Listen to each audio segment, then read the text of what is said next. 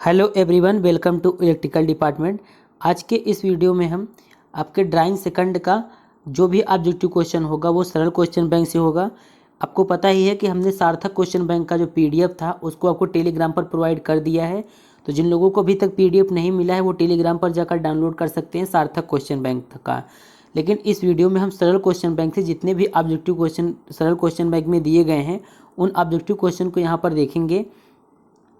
तो अब वीडियो को स्टार्ट कर लेते हैं और हम ऑब्जेक्टिव क्वेश्चन देखते हैं सरल क्वेश्चन बैंक से। आपको एक आइडिया हो जाएगा कि किस टाइप का एक क्वेश्चन एग्जाम में आएगा और सरल क्वेश्चन बैंक में जो है क्वेश्चन बैंक में ऑब्जेक्टिव क्वेश्चन किस टाइप से दिया गया है। अब हम पहला क्वेश्चन देखते हैं सरल क्वेश्चन बैंक से। जो पहला क्वेश्चन है, देखिए कुछ क्वेश्चन जो होंगे सरल क्वेश्चन बैंक से नहीं है, कुछ क्वेश्चन जो अलग से हमको मिले हैं क्वेश्चन अच्छे थे उनको भी ऐड कर लिया है और बाकी के सभी क्वेश्चन जो है सरल क्वेश्चन बैंक से ही हैं। आपको बता दें, चाहे सरल क्वेश्चन बैंक हो या विद्या क्वेश्चन बैंक हो या सार्थक क्वेश्चन बैंक हो, जो पिछले वीडियोस में हमने क्वेश्चन बताए थे वो सभी क्वेश्चन जो हैं इन क्वेश्चन बैंक से मैच कर रहे हैं। मतलब कि आपको क्वेश्चन बैंक खरीदने की कोई ज़रूरत नहीं है। जो पीडीएफ हमने प्रोवाइड किया है ड्राइंग का, आप उसी से अपनी तैयारी कर सकते हैं। तो देखिए पहला क्वेश्चन इसमें क्या कह रहा है। पहला क्वेश्चन कह रहा है कि कॉन्ट्रैक्टर का कार्य है। पहला ऑप्शन है इसमें सप्लाई को होल्ड रखना, दूसरा ऑप्शन है बैटरी चार्ज करना, तीसरा है पावर प्रोड्यूस करना और चौथा है आल ऑफ दोज। आपको पता है कॉन्ट्रैक्टर का कार्य जो होता है बैटरी का चार्ज करना नहीं होता है और फिर ना तो पावर को प्रोड्यूस करता है ये, ना तो आल ऑफ दीज। तो इसमें जो सही ऑप्शन है आपका पहला ऑप्शन करेक्ट है। कॉन्ट्रैक्टर का कार्य होता है सप्लाई को होल्ड रखना।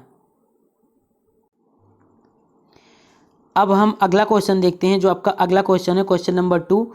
देखिए क्वेश्चन नंबर 2 यहाँ पे कर रहा है कि कॉन्ट्रैक्टर का वर्क नहीं है। पहला ऑप्शन है फॉल्ट करंट को इंटरप्ट करना, सप्लाई पास करना, तीसरा है बोथ और चौथा है इनमें से कोई नहीं। तो इसका आंसर बताइए। बहुत ही इजी क्वेश्चन है। कॉन्ट्रैक्टर का वर्क कौन सा नहीं है इसमें? तो यह फॉल्ट करंट को इंटरप्ट नहीं करता है, या फिर सप्लाई पास नहीं करता है, या फिर इनमें से दोनों, या फिर इनमें से कोई नहीं। मतलब कॉन्ट्रैक्टर का वर्क क्या नहीं है इसमें से? देखिए इसमें पहला वाला ऑप्शन जो है वो करेक्ट है। कॉन्ट्रैक्टर का वर्क नहीं है कि यह फॉल्ट करंट को इंटरप्ट करे। यह सप्लाई को जरूर पास करता है लेकिन यह फॉल्ट करंट को इंटरप्ट नहीं करता है। तो पहला ऑप्शन जो है आपका इसमें से वो करेक्ट है। अब हम अगला क्वेश्चन देखते हैं। अगला क्वेश्चन है आपका, अगला क्वेश्चन करा है कि मृदा प्रतिरोध किन कारकों पर निर्भर करता है। तीसरा ऑप्शन है मृदा प्रतिरोध किन कारकों पर निर्भर करता है। तो पहला ऑप्शन है कि इलेक्ट्रोड की गहराई पर, या फिर नमी पर, या फिर NaCl पर, या फिर इनमें से सभी। तो इसका आंसर बताइए आप लोग। जो मृदा प्रतिरोध किस किस पर निर्भर करता है? इलेक्ट्रोड की गहराई पर, नमी पर, NaCl या फिर इनमें से सभी। तो आपको बता दो जो मृदा प्रतिरोध होता है, जो अर्थिंग की जाती है, तो मृदा प्रतिरोध जो होता है इन सभी तीनों फैक्टर पर निर्भर करता है। तो चौथा ऑप्शन जो है आपका इसमें से आपका करेक्ट है। अब हम अगला क्वेश्चन देखते हैं। अगला क्वेश्चन है क्वेश्चन नंबर 4। क्वेश्चन नंबर 4 का रहा है कि अर्थ व आर ग्राउंड वायर का साइज किस पर बेस्ड होता है।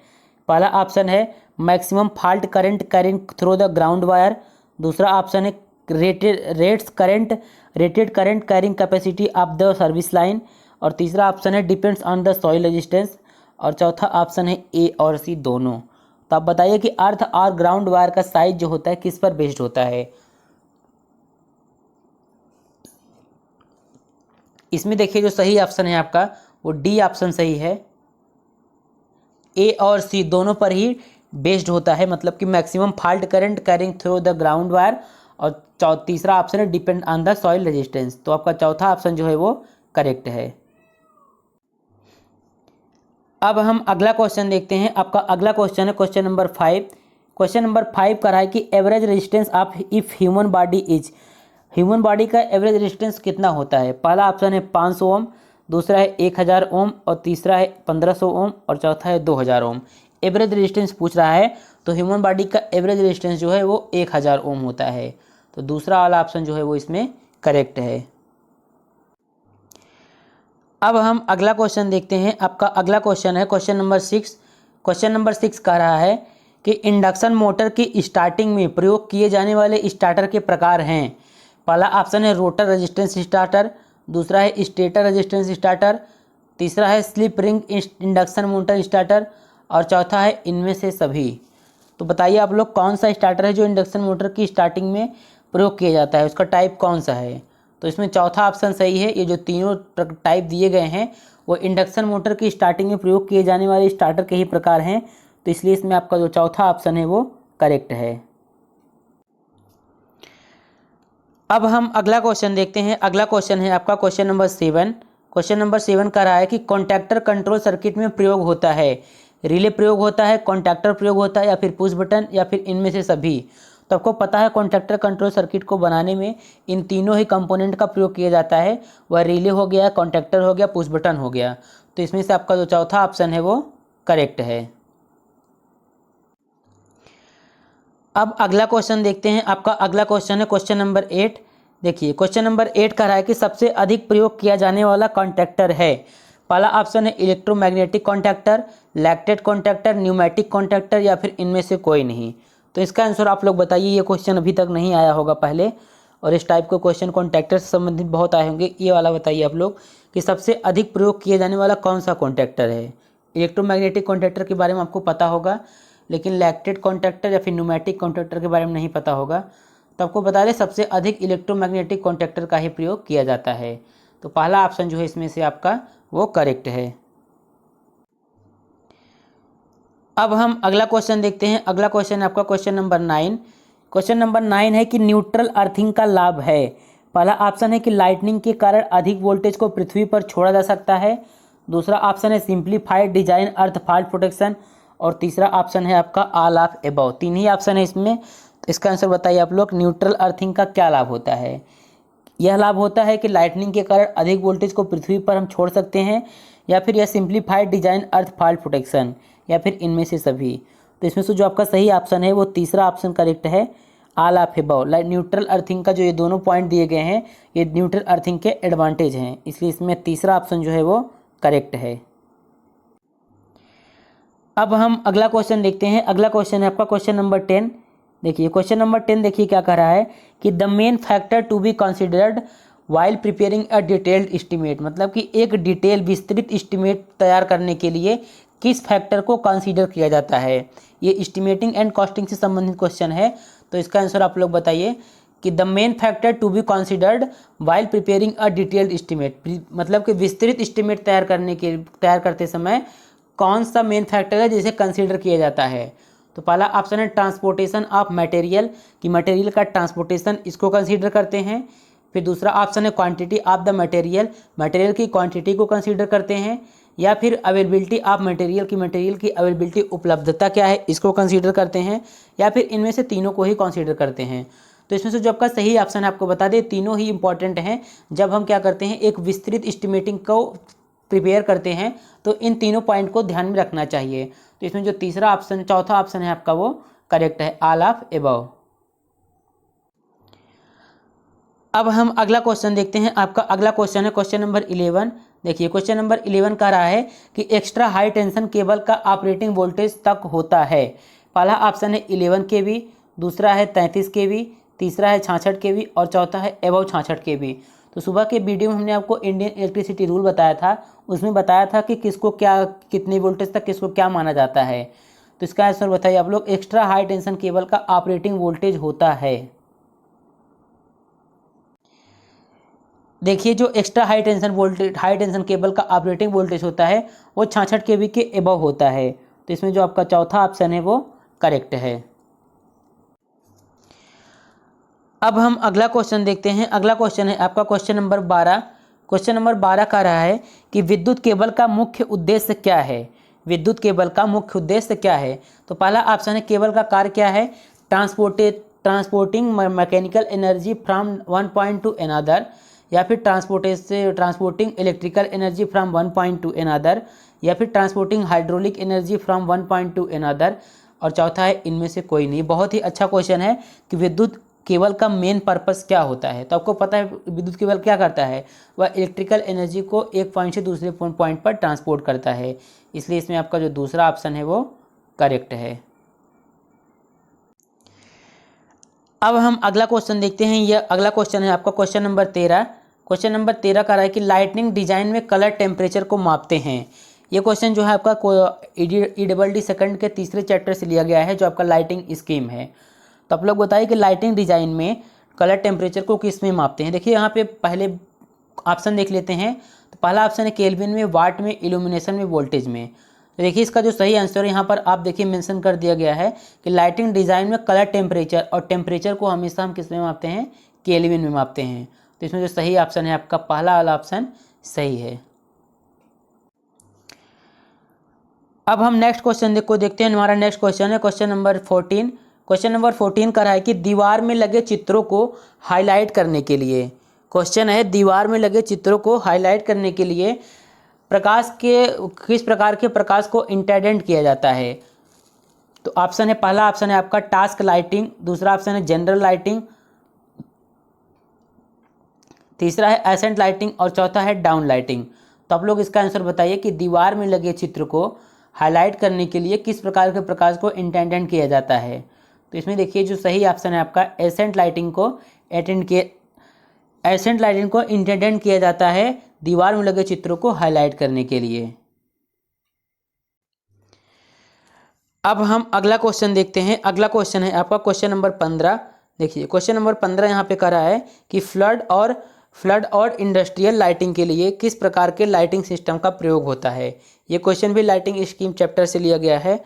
क्वेश्चन है फ्लड और इंडस्ट्रियल लाइटिंग के लिए किस प्रकार के लाइटिंग सिस्टम का प्रयोग होता है।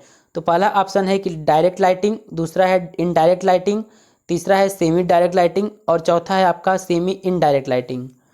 तो इसमें जो सही ऑप्शन है फ्लड और इंडस्ट्रियल लाइटिंग के लिए हम डायरेक्ट लाइटिंग का प्रयोग करते हैं। पहला वाला ऑप्शन जो है इसमें से करेक्ट है। अब अगला क्वेश्चन देखते हैं। अगला क्वेश्चन है क्वेश्चन नंबर 60। देखिए क्वेश्चन नंबर 16 का रहा है कि स्टेडियम में किस लाइटिंग स्कीम का प्रयोग किया जाता है। स्टेडियम में किस लाइटिंग स्कीम का प्रयोग किया जाता है। पहला ऑप्शन है डायरेक्ट लाइटिंग, दूसरा है इनडायरेक्ट लाइटिंग, तीसरा है फ्लड लाइटिंग और चौथा है सेमी डायरेक्ट लाइटिंग। तो इसका भी आंसर पता होगा आप लोगों को, utilization of electrical energy subject में पढ़ा होगा। तो स्टेडियम में जो होता है फ्लड लाइटिंग का प्रयोग किया जाता है, फ्लड लाइटिंग स्कीम का प्रयोग करते हैं। तो तीसरा ऑप्शन जो है आपका वो सही है। अब हम अगला क्वेश्चन देखते हैं। अगला क्वेश्चन आपका क्वेश्चन नंबर 17। देखिए क्वेश्चन नंबर 17 का रहा है कि यदि यांत्रिक और फायर सेफ्टी महत्वपूर्ण फैक्टर हो तो वायरिंग होना चाहिए। यदि यांत्रिक और फायर सेफ्टी महत्वपूर्ण फैक्टर हो तो वायरिंग होना चाहिए। लीड सैथेड टाइप होना चाहिए, कंड्यूट टाइप होना चाहिए, टीएस टाइप या केसिंग केपिंग टाइप। तो इसका आंसर बताइए। अगर यांत्रिक और फायर सेफ्टी महत्वपूर्ण फैक्टर है तो आपका वायरिंग किस टाइप का होना चाहिए। Lead sheathed type, conduit type, TS type या फिर केसिंग केपिंग टाइप। तो इसमें जो आपका सही ऑप्शन है वो कंड्यूट टाइप का होना चाहिए अगर मैकेनिकल और फायर सेफ्टी इंपॉर्टेंट फैक्टर है तो। अब हम अगला क्वेश्चन देखते हैं। आपका अगला क्वेश्चन है क्वेश्चन नंबर 18।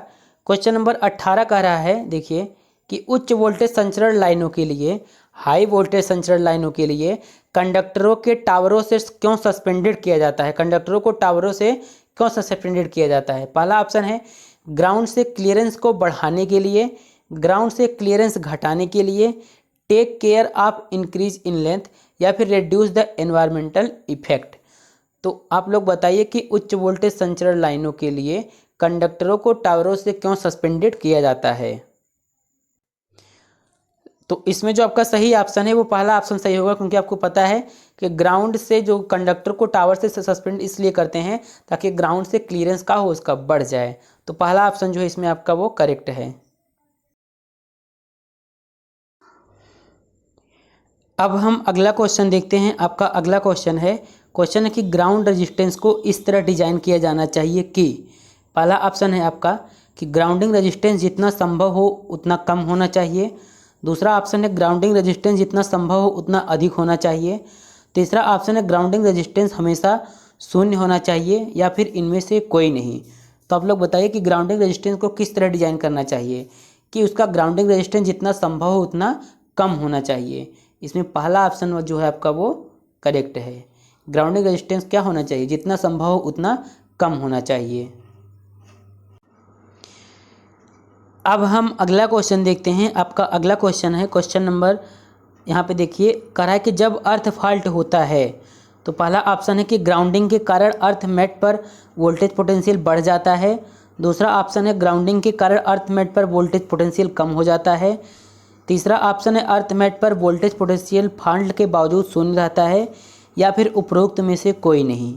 तो आप लोग इसका आंसर बताइए कि जब अर्थ फाल्ट होता है तो ग्राउंडिंग के कारण अर्थमेट पर वोल्टेज पोटेंशियल बढ़ जाता है, या फिर दूसरा ऑप्शन है ग्राउंडिंग के कारण अर्थमेट पर वोल्टेज पोटेंशियल कम हो जाता है।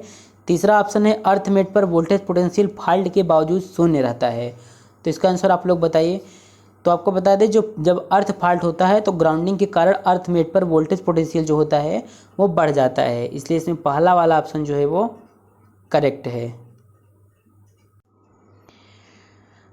अब हम अगला क्वेश्चन देखते हैं। अगला क्वेश्चन है आपका, क्वेश्चन कह रहा है कि जब 3 फेज सिस्टम को ग्राउंड नहीं किया जाता है और यदि single line to ground fault होता है तो अन्य दो स्वस्थ चरणों, मतलब दो जो मतलब कि हेल्थ फेज हैं, उनका वोल्टेज क्या होगा। तो अन्य दो स्वस्थ चरणों का वोल्टेज होगा। हिंदी लैंग्वेज होता है तो बहुत मुश्किल होता है समझना। तो इसका आंसर बताइए आप लोग, बढ़ता है, घटता है, या फिर अप्रभावित रहता है। क्वेश्चन है जब 3 फेज सिस्टम को ग्राउंड नहीं करते हैं और यदि single line to ground fault होता है तो अन्य दो स्वस्थ चरणों का वोल्टेज क्या होगा। देखिए, अगर 3 फेज सिस्टम को हम ग्राउंड नहीं करते हैं और यदि single line to ground fault होता है तो जो अन्य दो फेज हैं उनका वोल्टेज जो होगा वो क्या होगा, बढ़ता है। तो पहला वाला ऑप्शन जो है वो सही है।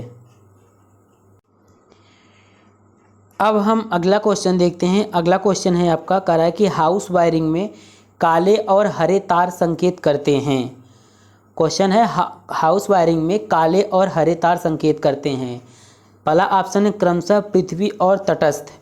देखिए यहाँ पे अगर एग्जाम में हिंदी में क्वेश्चन आ जाएगा तो समझना बहुत मुश्किल होगा। यहाँ पर दिया है, देखिए इंग्लिश में कह रहा है कि जो आपका ब्लैक और ग्रीन कलर का वायर होता है हाउस वायरिंग में, उसका क्या मतलब होता है।